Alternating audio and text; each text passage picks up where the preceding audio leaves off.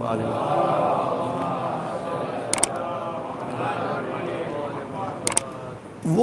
یہ ہے کہ عزاداری پر اعتراض. آپ دیکھیے، حتیٰ میں نے ابن حجر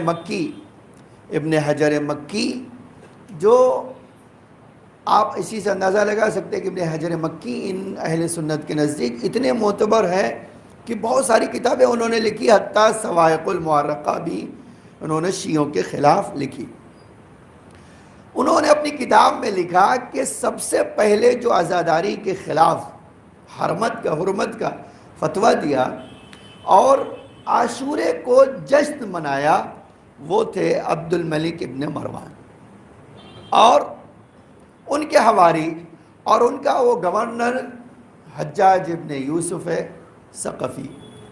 انہوں نے عاشور کے دن کو نہ یہ کہ عزاداری پہ پابندی لگائی، بلکہ انہوں نے کیا کیا، پابندی لگانے کے ساتھ ساتھ جتنے بھی عزادار تھے سب کو حرمت کا فتویٰ صادر کیا اور انہوں نے خود جشن منایا. شاید اسی وجہ سے زیارت عاشورہ میں پڑھتے ہیں، جب لان پڑھتے ہیں تو اس میں آل و مروان کا ذکر خاص طور سے ہوتا ہے. میں آنا چاہتا ہوں اس بات کی طرف کہ قرآن میں آیا عزاداری کا ذکر ہے؟ جواب ہمارے علماء نے ہمیشہ سے دیا کہ بھئی اگر یہ عزاداری جائز نہ ہوتی تو یہ سوال کہاں سے آتا تھا کہ بنی امیہ نے بینڈ لگایا ہے. بنی امیہ تو اسلام نہیں ہے، بنی امیہ تو قانون نہیں بنا رہے ہیں، بنی امیہ تو وہی نازل نہیں ہوئی، تو بنی امیہ کہاں سے بیچ میں آئے؟ اگر آپ کسی چیز کو حرام کا فتویٰ دینا چاہتے تو رسول اللہ یا قرآن لے آئیے. آپ یہ کہیں کہ بنی امیہ نے کیا ہے تو بنی امیہ آپ کے لیے معیار ہو سکتے ہیں لیکن دنیا میں کسی انسان کے لیے. اسی لیے آپ دیکھیں حتیٰ یہاں تک کہ ایک حدیث یہ لوگ خلیفہ ثانی سے نقل کرتے ہیں اور وہ کہتے ہیں کہ بھئی پیغمبر نے رونا اور عزاداری کو منع کیا. پھر وہی جو ہے جب یہ خلیفہ سے روایت نقل کرتے ہیں تو وہیں آگے کیا کہتے ہیں، بھئی خلیفہ تھوڑی نبی ہے، خلیفہ تھوڑی قرآن ہے، خلیفہ تھوڑی سنت ہے، تو ان کے کہنے سے نہ کوئی چیز حرام ہوگی اور نہ ہی کوئی چیز حلال ہوگی. لیکن اپنے بچوں کو ایک پیغام دینا چاہتے ہیں کہ جس طرح ان کے دلوں میں شک و شبہات ڈالے جاتے ہیں اس بات پر انہیں غور کرنا، انہیں یہ بات جاننا ضروری ہے کہ ہم عزاداری کیوں بناتے ہیں. اور سب سے بڑا سوال یہ ہے کہ قرآن میں عزاداری ہے؟ اگر آپ انہی سے پوچھئے قرآن میں 4 رکعت نماز ہے، قرآن میں 2 رکعت نماز ہے، یہ بتا دیجئے. اگر آپ ہر چیز قرآن سے ڈھونڈ رہے تو یہ بھی بتائیے قرآن میں یہ اذان جو دیتے ہیں وہ ہے. تو اگر یہ قرآن میں نہ نماز ہے نہ اذان ہے اور آپ کو قبول ہے تو عزاداری قبول کیوں نہیں؟ اگر قبول وہ ہے کہ وہ چیز نہیں ہے تو بھی آپ مانتے ہو تو پھر عزاداری کیوں نہیں مانتے؟ لیکن ہمارے علماء نے باقاعدہ اس کے لیے کتابیں لکھی. میں نے کہا اتنا پرانا اعتراض ہے اور ہر سال ہمارے اوپر ہوتا ہے اور اتنے پرانے سے جواب بھی. حتیٰ چوتھے امام نے جب پوچھا کب تک روئیے گا اور کب تک عزاداری منائیے گا، قرآن میں کہیں ہے؟ امام نے سورہ یوسف کی آیت پڑھی، فرمایا تم ہم سے پوچھتے ہو کہ کہیں حسین کی عزاداری ہے، ہم آپ سے پوچھتے ہیں یعقوب نے یوسف کی عزاداری کیوں کی جبکہ وہ تو زندہ تھے، وہ تو مرے بھی نہیں تھے، ان کا تو انتقال بھی نہیں ہوا تھا، تو روئے کیوں ان کے فراق میں؟ ہے نا ایک سوال. تو اس کا جواب آپ کے پاس کیا ہے؟ ان پر مصیبت توڑ دی گئی، اس مصیبت کو یاد کر کے رو رہے ہیں. امام چہارم نے فرمایا اگر یوسف زندہ تھے اور ان پر ظلم ہوا تھا اس لیے یعقوب روتے رہے تو میں نے تو اپنی آنکھوں سے 18 بنی ہاشم کو شہید ہوتے دیکھا، مجھے حق نہیں؟ یہ جواب آپ ہمارے بچوں کو یاد رکھنا. قرآن سے جب بات ہو قرآن سے عزاداری ہاں ہے نا. آیت میں نے پڑھی، آیت سورہ یوسف کی 85 اور 86 نمبر کی آیت دیکھ لیجیے. جناب یعقوب پر اعتراض ہوا، آپ دیکھیے اعتراض بھی کون کر رہا؟ ان کی اولادی کر رہے ہیں، کیوں رو رہے ہو یوسف کے غم میں؟ کیا اور کب تک رو گے؟ تو انہوں نے جواب میں اپنے بیٹوں سے کہا، کیا کہا؟ قرآن نے اس کو بیان کیا، انما اشکو بسی و حزنی اللہ، میں اپنا غم، اپنا درد صرف جو ہے اس کی شکایت اللہ سے کروں گا، اور میرا جو درد ہے ولی خدا کے فراق میں، اس درد کو میں صرف اللہ سے کہوں گا، تم سے نہیں۔ پھر اس کے بعد فرمایا واللہ، اس کے بعد فرمایا وَعَلَمُوا مِنَ اللَّهِ مَا لَا تَعْلَمُونَ، اور مجھے جو علم ہے اللہ کی طرف سے تمہیں علم نہیں ہے، تم نہیں جانتے ہو۔ اور اب میں دو روایتیں آپ کو سنانا چاہتا ہوں، یہ دیکھیے دو بڑے سنیوں کے علماء نے یہ لکھا، دو بڑے، ایک اس میں سے زمخشری جار اللہ، ان کو تو کہتے ہیں اللہ کے پڑوسی تھے، آپ دیکھ لیجئے، یعنی قرآن نازل ہوا تو کہتے ہیں اللہ کے پڑوس میں تھے، سب ان کو پتا تھا۔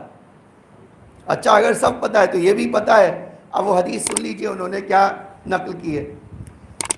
انہوں نے نقل کیا، زمخشری روایت کرتے ہیں کہ حضرت یوسف نے جناب جبریل سے کہا کہ یعقوب میرے بابا جو ہے، میں غائب ہوا، مل گیا، اور یہ پورا جو سلسلہ تھا کتنے سال تک روئے، ٹھیک ہے، کتنے سال تک میرے بابا نے جدائی میں میرے گریہ کیا۔ تو جناب جبریل نے جواب میں کہا کہ یہ پورا واقعہ جو ہے، پورا واقعہ شروع سے آخر تک 70 سال لگ گئے، 70 سال تک زمخشری کہتے ہیں کہ یعقوب فراق یوسف میں روتے رہے۔ اچھا پھر جناب یوسف نے پوچھا، اچھا میرے بابا روئے تو اس کا ثواب کیا ہے؟ میرے فراق میں روئے تو اس کا ثواب کیا ہے؟ دیکھیے یہ ایک بہت اہم نقطہ ہے کہ یہ نہیں کہ یہ جائز نہیں ہے، بلکہ گریہ کرنا ثواب کا سبب ہے اگر ولی خدا کے لیے ہو۔ اب ذرا سنیے وہ کیا جواب پوچھا کہ جناب یوسف نے حضرت جبریل سے، میرے بابا جو روئے ہیں ان کو کتنا ثواب ملے گا میرے اس فراق پر رونے پر؟ تو جناب جبریل نے جواب دیا کہ 70 شہید کا ثواب انہیں عطا کیا جائے۔ آج یہی ہم جو اللہ کے پڑوس میں رہتے ہیں ان کی بات سن لو، ہماری بات نہ سنو۔ تم کہتے ہو یہ جار اللہ زمخشری اتنے بڑے جو ہے مفسر ہیں کہ خدا نے اپنی قرآن کی ترجمانی ان سے کروا دی، اور اسی تفسیر میں اتفاقاً لکھتے ہیں، یہ جو آیت پڑھی نا میں نے، اسی جگہ آپ دیکھیے یہ انہوں نے 18 نمبر جلد، 18 نمبر اور صفحہ 192 پر یہ حدیث نقل کی۔ آج آپ کے بڑے بڑے علماء مانتے ہیں کہ یہی نہیں کہ عزاداری جائز اور مستحب ہے، بلکہ یہ بھی کہتے ہیں اتنا عظیم ثواب کا سبب بھی ہے۔ 70 شہید، ایک شہید کا رتبہ کوئی پا لے، وہ کہ 70 شہید کا ثواب اس کو عطا کیا جائے۔ ایک اور روایت سناتا ہوں آپ کو، طبری نے حسن بصری سے نقل کیا ہے کہ جب اللہ نے یعقوب اور یوسف میں جدائی ڈالی تو یہ جدائی 80 سال تک چلی، خوب، اور مسلسل یہاں گریہ کرتے رہے، یہاں تک کہ آنکھ چلی گئی، جبکہ جناب یوسف کے فراق میں یعقوب روئے، جبکہ یعقوب خود سب سے بڑی نبی تھے اس زمانے میں۔ تو ایک نبی کا رونا اگر جائز ہو سکتا ہے ایک نبی کے فراق میں، تو ہم تو بہرحال امت محمدی کے عاصی پیروکار ہیں۔ نبی روئے تو اس کے لیے کچھ نہیں، تو ہم مظلومیت حسین پہ روئے تو اس پہ اعتراض کیسے ہو سکتا ہے؟ یہ قرآن کی آیت، ٹھیک ہے۔ اب میں نہیں چاہتا ہوں، دیکھیے یہیں سے چاہتا ہوں، ایک اور لحوف میں سید ابن طاووس نے نقل کیا یہ واقعہ کہ شام جب اہل بیت کا قافلہ گیا تو ایک بوڑھا آدمی، ضعیف آدمی آیا اور امام سجاد کو دیکھا، کہا کہ آپ نے بغاوت، آپ کے خاندان نے بغاوت کی تھی، اور ہم اللہ کا شکر ادا کرتے ہیں کہ اس بغاوت کو یزید نے ختم کر دیا ہے۔ امام نے پوچھا ہمیں پہچانتے ہو؟ ہم کون جانتے ہو؟ آپ کون ہیں؟ کہا ہم وہ ہیں جس کے بارے میں آیت تطہیر نازل ہوئی، ہم وہ ہیں جس کی محبت اللہ نے قرآن میں فرض کی، ہم وہ ہیں جس کی ولایت تم پر واجب قرار دی گئی۔ اس نے کیا کہہ رہے ہیں آپ؟ امام کہہ نہیں رہے ہیں ہم ہیں وہ۔ آج تاریخ کہتی ہے کہ اس نے اس قدر وہ اس بات کو سن کر تڑپ اٹھا کہ اس نے سر سے عمامہ پھینک دیا، منہ پہ تماچے مارتا تھا اور ہاتھ اٹھا کر کہتا تھا اے اللہ میں نے کیا کیا ہے؟ میں جن کو پہچاننا چاہیے ان سے غافل رہا، اور جن پر لعنت کرنا چاہیے ان کی تعریف کر رہا ہوں۔ آج یہ کون ہے جو بتائے آپ کون مسلمان ہے؟ شام میں یہ واقعہ ہوا، اس وقت تو تابعین اور صحابہ اور کون کون تھے، انہوں نے تو نہیں کہا کہ حرام کا فتویٰ دیتے، آپ کہتے کہ یہ جائز نہیں ہے، لیکن جو لوگ بھی یہ حرام یا محرم کے خلاف ہیں جان جائیے گا کہ بنی امیہ سے کہیں ان کی نسل ملتی ہے۔ اگر ان کی نسل بنی امیہ سے نہ ملتی ہوتی تو یہ خالی بنی امیہ کا کردار تھا، کسی نبی اور صالح اور صحابہ خاص کا جو ہے بالکل طریقہ نہیں تھا۔ تو ایک دلیل قرآن کی سورہ یوسف ہے، ایک دلیل سورہ نساء میں آئے گی۔ آپ دیکھیے یہ تو بہت ہر انسان مانتا ہے کہ اہل بیت کے ساتھ ظلم ہوا، اہل بیت کے ساتھ ظلم ہوا، اس میں تو کوئی شک ہے ہی نہیں، یہ تو کوئی انکار نہیں کر سکتا۔ اور اللہ قرآن میں کہتا ہے جس کے اوپر ظلم ہو لا يحب اللہ الجہر بالسوء الا لا يحب اللہ الجہر بالسوء من القول الا من ظلم۔ یہ سورہ نساء کی 148 نمبر کیا ہے؟ اگر کسی کے اوپر ظلم ہوا ہے تو اللہ کہتا ہے کسی کو کسی کے خلاف بولنے کا حق نہیں ہے سوائے کہ مظلوم ہو۔ آپ مظلوم ہیں تو آپ ظالم کا چہرہ بے نقاب کر سکتے ہیں۔ اب ایک طرف آپ کہہ رہے ہو کہ بھائی قرآن یہ کہتا ہے، آپ کی حدیثیں تفسیریں سب کہتی ہیں کہ بھائی ظلم ہوا تو بیان کرو، اور دوسری طرف کہتے ہو کہ ہاں اہل بیت پہ ظلم ہوا، تو آج وہ سننا ناگوار کیوں گزرتا ہے؟ جانتے ہیں اس کا جواب کس نے دیا ہے؟ جب کسی نے پوچھا کہ تم لوگ کو کیا ہو گیا کہ اہل بیت کے خلاف بات کر رہے ہو، تو اسے پلٹ کے کہا کہ اصل میں اہل بیت کے خلاف ہم نہیں چاہتے بات کرنا، اور نہ ہی کہنا چاہتے ہیں کہ اہل بیت کا ذکر کچھ ہوتا ہے، لیکن مجبوری ہے اگر امام حسین کے تم کربلا بیان کرو گے تو سارے صحابہ زیر سوال آ جائیں گے۔ کہ اس نے خود جواب میں لکھا کہ بھائی مسئلہ ہمارا نہیں ہے، مسئلہ کیا ہے؟ ہماری بنیاد کا ہے۔ اب اگر وہ بتا دیں گے کہ بھائی کون کربلا میں آیا تھا تو ہمارے چہرے سے نقاب الٹ جائے گی، تو اس کو چھپا لو۔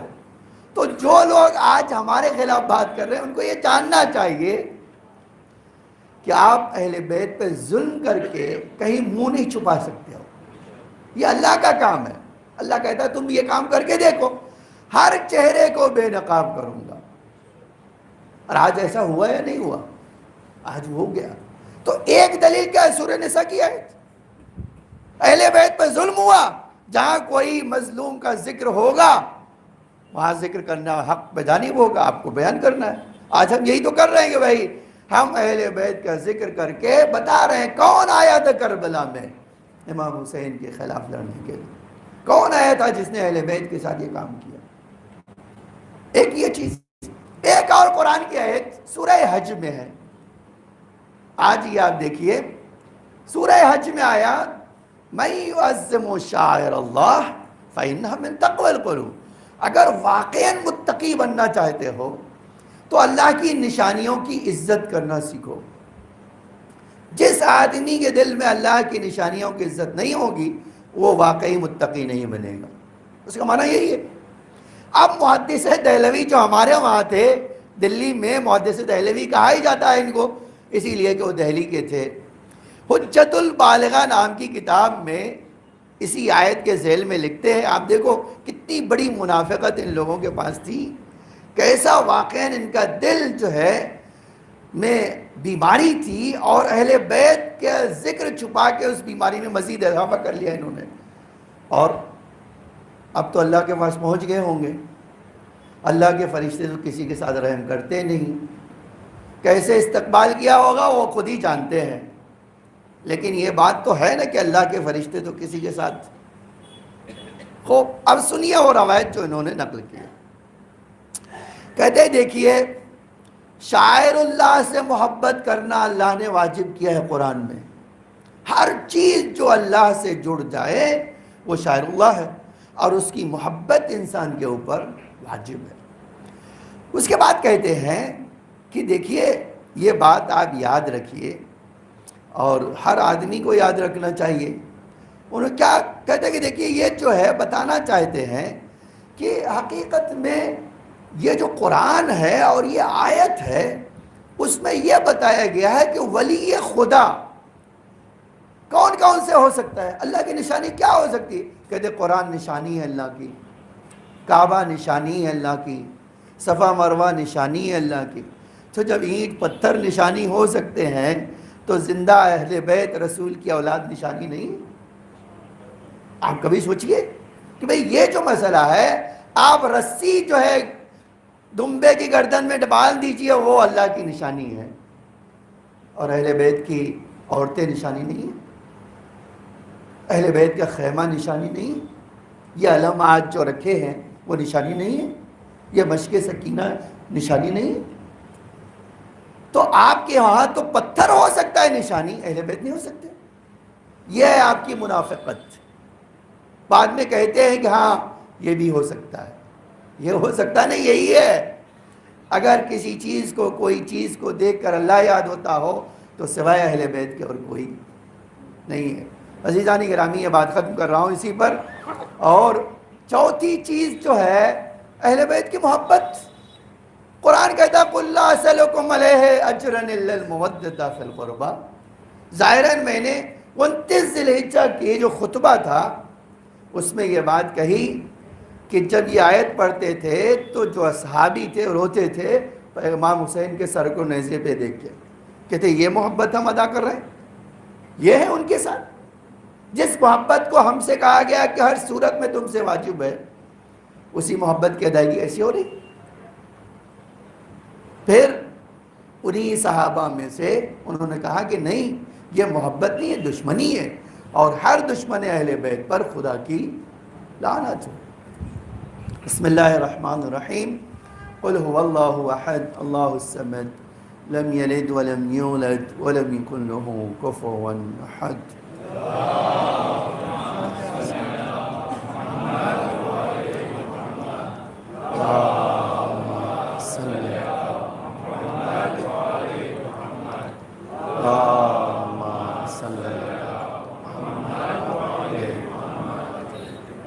لا حول ولا قوة إلا بالله العلي العظيم. أعوذ بالله السميع العليم من الشيطان الرجيم. بسم الله الرحمن الرحيم. الحمد لله الذي هدانا لهذا وما كنا لنهتدي لولا أن هدانا الله. لقد جاءت رسل ربنا بالحق والصلاة والسلام والتحية والإكرام على بشير النذير والسراج المنير حبیب الہ العالمین ابی القاسم المصطفیٰ محمد.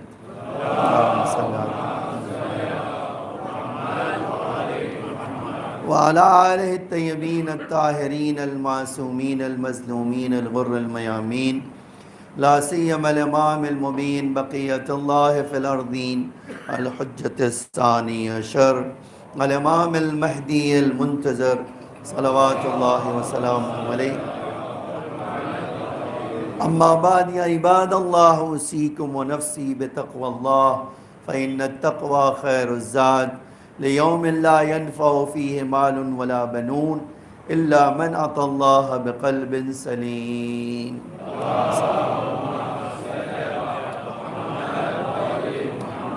عزیزان گرامی، چند چیزیں اس خطبے میں جلدی سے ذکر کرنا چاہتا ہوں. ایک تو یہ کہ جس عزاداری کو ہم مناتے ہیں اس میں احترام دھیرے دھیرے کم ہوتا جا رہا ہے. اور یاد رکھیں یہ عزاداری کا احترام ہر صورت میں اہل بیت نے سکھایا. حتیٰ میں ایک جگہ دیکھ رہا تھا یہ تابوت بنانے کے بارے میں اور شبیہ بنانے کے بارے میں. چھٹے امام نے فرمایا, راوی نے پوچھا مولا جناب علی اصغر کی شہادت کو یاد کرتے ہوئے کسی بچہ اپنے آغوش میں لیتے ہیں, اس کو جناب علی اصغر کی شکل بناتے ہیں اور جب اس کو مجلس میں لاتے ہیں تو لوگ جناب علی اصغر کی یاد میں پڑ جاتے ہیں. امام نے فرمایا یہ کام کرو اور اس کا احترام نہیں کرنا. آج جو چیز سب سے بڑی عبادتوں میں سے ایک ہے, اس عبادت میں اگر احترام نہ ہو. آج میں ایک مثال دینا چاہتا ہوں. آپ مکے چلے جائیے, آپ دیکھیں گے لوگ جوتا پہن کے بھی نماز پڑھ رہے ہیں. ٹھیک ہے, ایران میں چلے جائیے, سجدگاہ پہ پیر رکھ کے چلے جائیں, ان کو کچھ مزہ نہیں. ٹھیک ہے, آپ اپنے آنکھوں سے چیز دیکھ سکتے ہیں. ہمارے وہاں اس کے برخلاف ہے. ہمارے وہاں ایسا ہو نہیں سکتا کہ اگر کسی کا پیر غلطی سے ٹچ ہو جائے تو بغیر چومے ہوئے چلا جائے, آنکھوں سے لگائے ہوئے چلا جائے. یہ احترام قرآن نے کہا ہے میں یعظم, احترام کرو. تم نے جب اس کو بنا دیا, تابوت کہہ رہے ہو بنایا ہے اور کہہ رہے ہو کہ علی اصغر کا جھولا ہے. جب یہ علم بنایا ہے تم نے کہا ہے کہ یہ مولا عباس کا علم ہے. جب یہ تابوت بنایا ہے امام حسین کا تابوت ہے. اب آپ کے لیے ضروری ہے وہ احترام کرنا. اب ایک حدیث سناتا ہوں, دیکھیے کتنی عجیب حدیث ہے. پانچویں امام کہتے ہیں جو آدمی ہمارے مصیبتوں میں غمزدہ ہو اور ہم اہل بیت کے غم کو منائیں, اللہ اس کو 2000 حج قبول کا ثواب عطا کرتا ہے.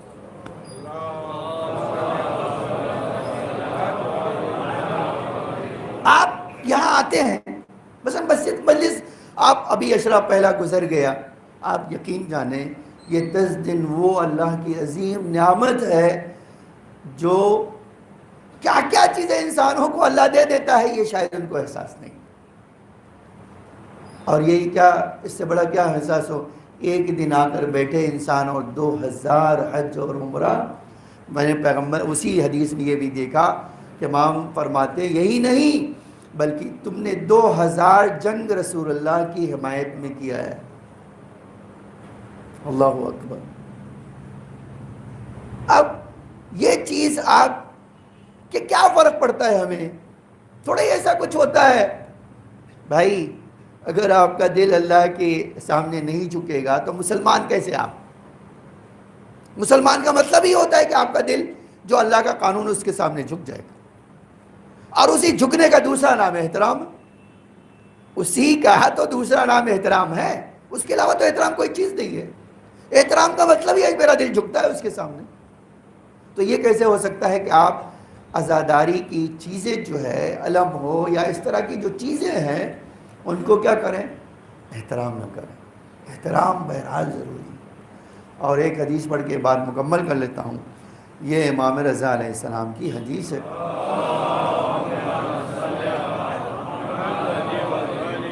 یا ابن الشبیب ان سرک ان تکون معنا فی درجات العلا من الجنان. یا ابن الشبیب, اگر تمہارا دل کہتا ہے ہمارے ساتھ جنت کے سب سے بلند طبقے پہ رہو تو کیا کرنا, فحزن لحزننا, ہمارے غم کو اپنا غم منانا, وفرح لفرحنا, اور ہماری خوشی تمہارے لیے خود کی خوشی ہو. اس کے بعد وعلیک بولایتنا, اور ہمارا ولایت, ہماری ولایت جو ہے دل سے لگائے رکھنا. اس کے بعد فرمایا اے شبیب کے بیٹے, فلو ان رجلا تولی حجرا, اے شبیب کے بیٹے اگر ایک پتھر سے بھی محبت کرو گے نا, قیامت میں اللہ وہ پتھر تمہارے ساتھ لگا دے گا. آج یہ جملہ کہنا چاہتا ہوں, بات مکمل کر لوں. ایک علم کو دوست رکھو گے نا, قیامت ہوگی علم تمہارے ہاتھ میں ہوگا. یہ اللہ کا قانون ہے, یہ ہمارے معصومین نے سکھایا ہے.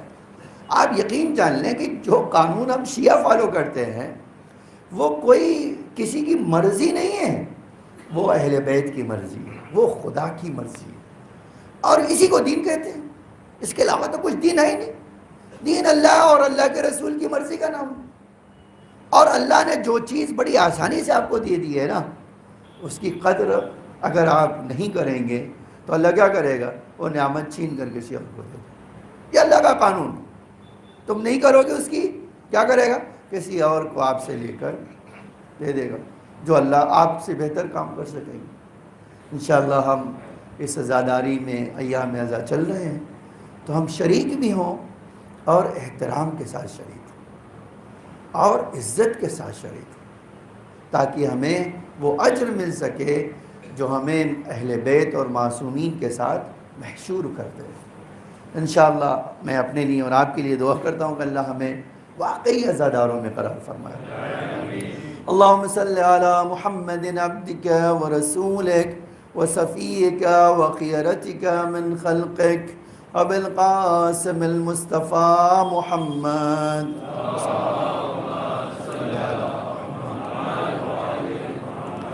اللہم صلی علی علی ابن ابی طالب اسد اللہ الغالب، الغالب کل غالب، المطلوب کل طالب، امیر المومنین علیہ السلام۔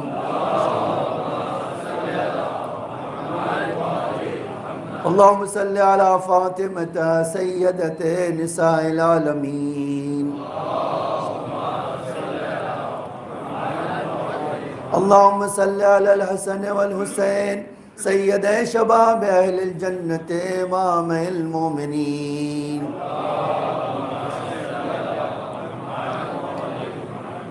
اللہم صلی علی علی ابن الحسین ومحمد ابن علی وجعفر ابن محمد وموسى ابن جعفر وعلی ابن موسى ومحمد ابن علی وعلی ابن محمد والحسن ابن علی ائمة المؤمنین۔ اللہم صلی علی خلف الہادی المہدی امام المؤمنین۔